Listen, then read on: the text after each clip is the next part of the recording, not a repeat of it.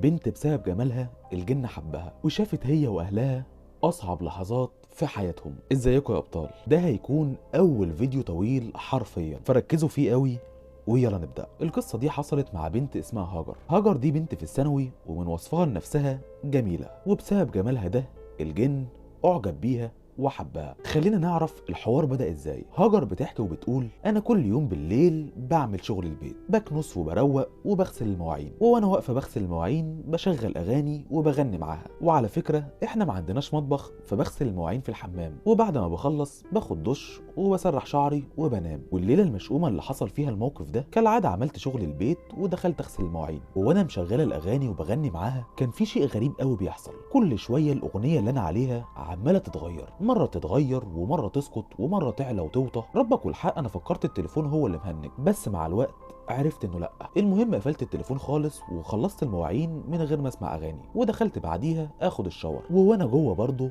حصل موقف غريب جدا. التليفون زي ما قلت لك انا قفلته ودخلت، ولكن وقتها سمعت الاغاني اشتغلت مرة تانية، فاستغربت وخفت جدا وقتها، لان حسيت ان اللي بيحصل ده مش طبيعي. وفي نفس الوقت كده قلبي فيه حاجه طابقه عليه وكاني مخنوقه. فخلصت على طول ولبست وخرجت من الحمام، وبعدين قعدت في الصاله وجبت الفرشه والمرايه وبدات اسرح شعري. ووقتها بقى بدأ الرعب كله. وانا بسرح حسيت ان في ايد بتمشط شعري، احساس بصوابع بتلمس شعري لحد ارضيه دماغي. فاتخضيت وقلت بسم الله الرحمن الرحيم وقمت من مكاني، وبصيت حواليا وانا مرعوبه ولكن ما لقيتش حاجه. فقلت جايز لاني واخده في بالي حسيت بكده، خصوصا يعني من بعد موضوع الاغاني اللي بتشتغل لوحدها دي. المهم قعدت تاني علشان اكمل شعري، والمرعب ان رجع نفس الموقف يتكرر تاني. فمسكت المرايه برعب وبدات اوجهها ورايا، ووقتها شفت منظر اقسم بالله لحد النهارده مش قادر انساه من الخوف. وجه ماعز بقرنين وعيون كبيره قاعد ورايا، وايده انا شايفاها في المرايه عباره عن حوافر، ولكن احساسها في دماغي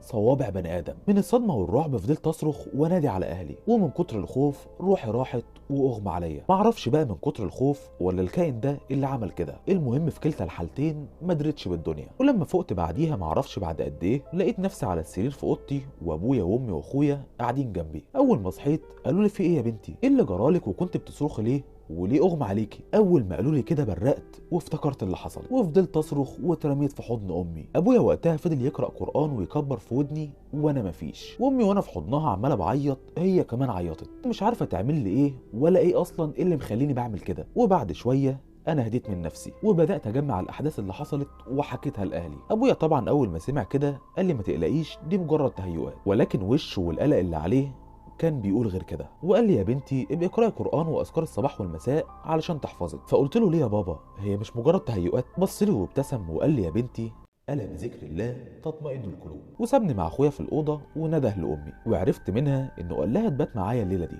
وبالفعل نامت جنبي، وانا من الرعب دخلت حرفيا في جسمها، وبعد اقل من 5 دقايق نمت. وبعد وقت معرفش قد ايه حسيت بحد بيتحسس جسمي كله من صوابع رجلي لشعر راسي. ففتحت عيني من الخوف على ابشع منظر. الكائن المرعب اللي شفته في المرايه نايم جنبي على السرير. اول ما شفته فضلت اصرخ، وامي كانت نايمه على جنبها اليمه التانيه. جيت احرك ايدي علشان اهزها تلحقني، ما قدرتش. جسمي كله متكتف والكائن ده عمال يتحسسني، وانا عمال اصرخ على امي من غير نتيجه. وفجاه بدأ يتكلم بنبره كل ما افتكرها قلبي يوجعني من الخوف وجسمي اشعر. كان صوت عميق جدا وخشن، وقال لي بالنبره المرعبه دي: ما تتعبيش نفسك، مهما صرختي محدش هيسمعك. انا حاولت امنع نفسي عنك كتير ولكن ما قدرتش. كل يوم كنت بتدخلي الحمام وبتشغلي الاغاني وما تستعذيش كنت بشوفك، وكنت كل يوم بمنع نفسي عنك، لان اللي انا بعمله ده غلط عليا قبل ما يكون غلط عليكي، واهلي عمرهم ما يغفروه، بس انا بحبك ومش قادر امنع نفسي عنك. هو بيقول كده وانا مش مصدقه اللي بسمعه، ومش مصدقه ان ده بيحصل اصلا. وكنت عمال اقول يا رب ده يكون كابوس ويروح لحاله. ولكن الاحساس بالتكتيفه دي وانفاس الكائن اللي هتحرق وشي مستحيل يكون كابوس. وبدأ الكائن وقتها يقول لي كلام مرعب، زي ان خلاص بقيت بتاعته، وان انا كده يعتبر في حكم مراته، ومستحيل هيسيبني او هيسيب حد يتجوزني، ولو ده حصل هيأذي اللي هيعمل كده وهيأذيني. في الوقت ده وهو بيتكلم شفت امي قعدت على السرير ومدياني ظهرها، وفجأة قامت وكانت متجهة على الحمام، وانا عمال ابصلها وهتجنن ونفسي ان هي تبص لي، ولكن ده ما حصلش ودخلت الحمام. وقتها انا اتصبت بحاله من اليأس، والكائن ده بدأ يقرب مني ويحط ايده في كل حته من جسمي حرفيا، وانا كل اللي عليا عمال اصرخ واعيط، بصرخ من الرعب ومن الالم. ايده كانت عباره عن صبار من جهنم بيقطع جسمي وبيشويه. وقتها اتفاجئت ولقيت امي طالعه جري من الحمام وبتبص عليا، وولعت مره واحده النور بتاع الاوضه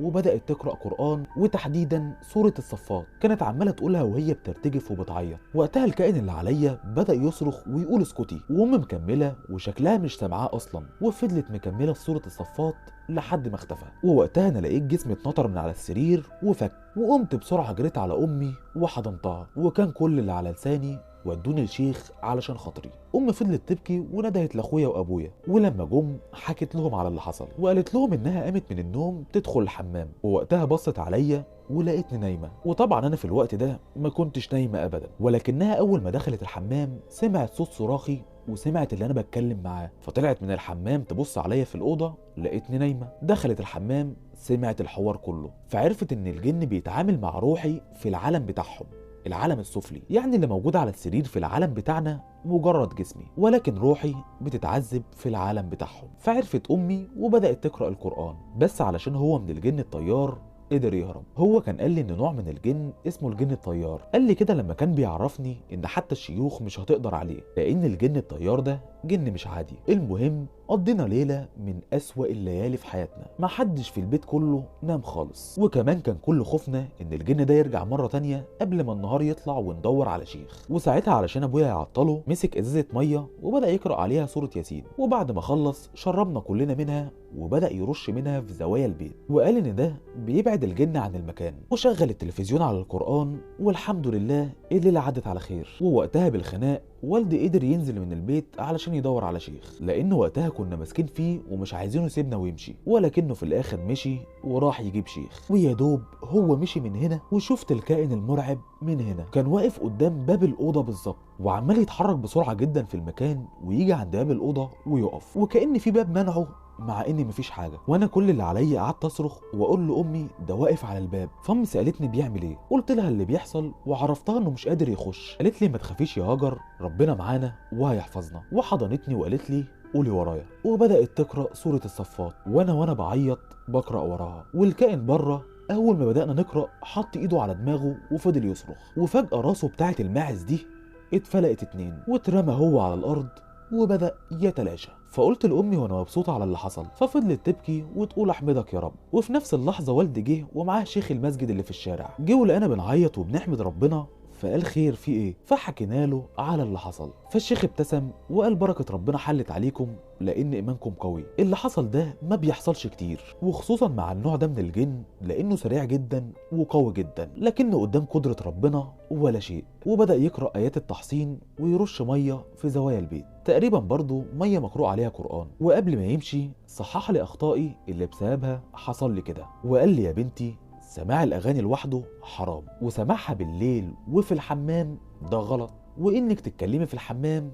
ده غلط، وإنك تغني فيه ده أكبر غلط، وإنك تدخلي الحمام من غير ما تستعيذي منهم كمان وتعملي كل ده، فأنت سهلت عليهم إن يعملوا معاكي كده. فاوعي تنسي وتقعي في أي غلط من دول مرة تانية، لأن يا عالم ستر ربنا هيكون معاكي ولا هيكون خلص. قال لي الكلمتين دول ومشي. وانا وقتها دخلت انا وامي علشان ننام، لان الليله اللي فاتت ما نمناش فيها لحظه واحده، ومن التعب اللي شفته الليله اللي فاتت نمت احسن نومه في حياتي من غير حتى ما افكر ولا احلم باي حاجه من اللي حصلت. وحمدت ربنا انها جت على قد كده. وفي النهايه عايز احذركم يا ريت محدش يعمل اي حاجه من اللي الشيخ حذر منها، لان يا عالم هتعدي معاكم على خير ولا لا. ولحد هنا بتنتهي القصه، ودي كانت اطول قصه عملتها لحد النهارده. بصراحه عايز اعرف رايك فيها، لو عجبتك اعمل لايك علشان اعرف انها عجبتك، وقول لي رايك في كومنت، ولو لسه جديد اشترك. في حاجه تانية ولا تمام؟ عموما لو في حاجه نسيتها ابقى اعملها انت، ومثلي على نفسك واستناني في الجديد،